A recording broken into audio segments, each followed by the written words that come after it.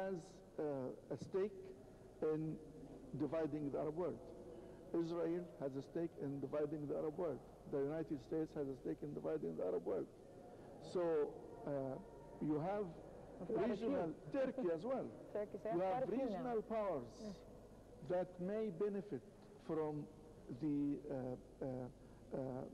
political, the new map that is being proposed. And you have, on the other side, you have Arab countries, I have Arab people who have always felt that they are one people and being divided by the colonial powers.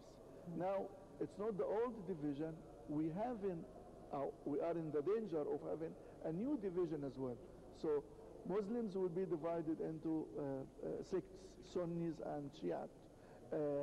Arabs will stand against other people, like Kurdish or Armenians, or you have the Berber and the Maghreb and the Arab Maghreb. So these small minorities or small national identities will emerge, as well as people who have some sort of benefit from dividing the Arab world and having their own little states. Syria is a very, very good example. I have to tell you, Doctor, that we're more confused now, because now with the situation that having the United States, fighting and calling for the Arab countries to support to fight ISIS, while at the same time the same states are leveraging the oil and purchasing oil through the ISIS. And looking at the prices per barrel is like down to the all-time low in several years, to $70, which is massive. As I said, we're clueless. We don't really understand who as are ISIS. As I said, it's very difficult to reach the right conclusion using linear thinking, linear thought, because the United States created Al-Qaeda, and Al-Qaeda has struck the United States. And now the United States is trying to remove Al-Qaeda from the whole scene. And it created ISIS.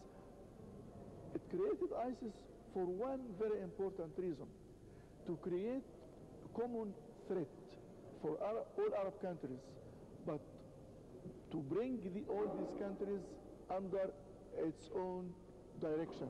They include in their alliance against ISIS, they want to include all Arab countries. Some Arab countries, if we remember in the last couple of years, there was a tension between Saudi Arabia and the United States. And there was a tension between Egypt and the United States. Now, the United States is trying to bring all these countries under its influence once again by creating a common threat.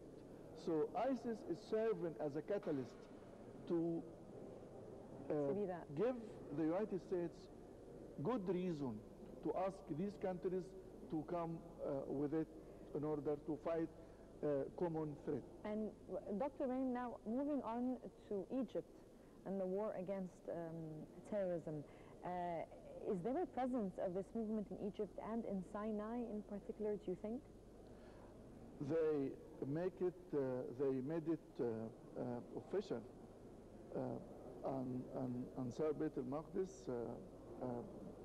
paid their loyalty to ISIS, and now this organization changed its name to Sinai. So they're actually officially they're there. Yeah, and I think they get their orders either by direction from remote or through people or through the internet or through whatever from ISIS. So ISIS is there, but we should not exaggerate the power of ISIS as well. This is one very important point. Okay. Because if we look at the fight now that's going on in Iraq, and Iraqi forces is being able to retake towns and cities and villages from ISIS fighters, I think this is a sign that this organization is not as strong as we think. And as well, one important point is that, as we all know, they have oil. And who buys this oil?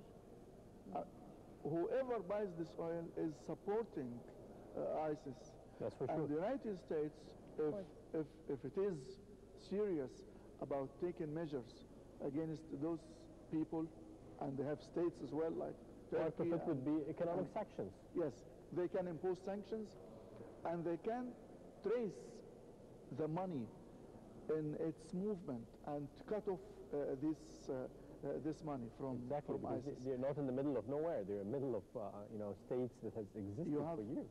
for example, one day Abu Bakr Baghdadi was given the Friday speech at one of the mosques in Mosul. So why didn't you bomb this man on his way out? For example, he was there on television, giving the speech, the Friday speech. So there is a lot of doubt about the role that is being played by the United States in the region as a whole. They want this area to be divided, and they want ISIS to be the catalyst to justify this division and to bring the whole region under the United States influence again. So, in general, what's the way out in your opinion? What's the way out for this situation? Because it seems like a division. It's like I think the way out, instead of relying on an international alliance against ISIS, we should have our own alliance.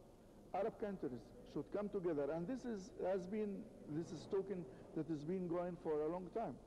If you want to combat terrorism in the region, first of all, you have to have an alliance from within the region that knows exactly the pinpoints and the targets, and try to mobilize the forces from within the region itself. Don't wait for the United States to do the job for you. The United States will do the job for its own benefit, for its own sake, not for our sake. So if we are serious about fighting ISIS, we have to build a regional alliance and to be serious about that. And we have to employ multi-dimensional strategy, not only security and military strategy. Yes. We have to use economic ways, media means, political means, ideology, the religious discourse. We have to go to the roots of this movement and try to erase it, root it out from the society, because it's danger. It's danger for today and for tomorrow. That's very true. Finally, Dr. Ibrahim Nawar, former UN delegate to Iraq and head of one of the sessions in the Egyptian radio and television on the Isle, would like to thank you very much for joining us. Thank you very much, Doctor. You're welcome. And coming up next, we have another report about the Cairo climate that talks about the 25th discussion aiming to exchange ideas on how we can agriculture, develop, and adapt to climate change. And we have more details in the following report with Noor Hussein.